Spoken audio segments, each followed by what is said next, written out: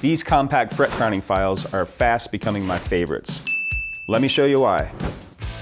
They are based on our two most popular diamond-coated Z files, the original and the centered. Both of these file types come in very handy. It just depends on the scenario in which you're using them in. If they are new frets and they're tall, I like to use the centered version. The shape works good, takes off even amount on both sides. But if they're worn or particularly low and wide, the original version works great because you can get in nice and close on those edges. They come in two grits, 150 and 300.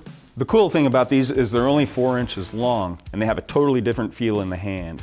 Instead of a file with a handle where the pressure is applied by the wrist, the pressure is applied directly from the top.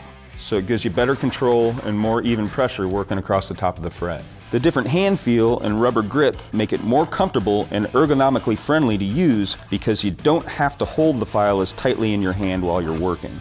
Possibly the best feature of these compact files is the clearance that they give you over the body. No more running the file or the handle into the top of the instrument or a cutaway while you're working. The shorter length also eliminates the need to flip the instrument over in order to crown the entire length of the fret.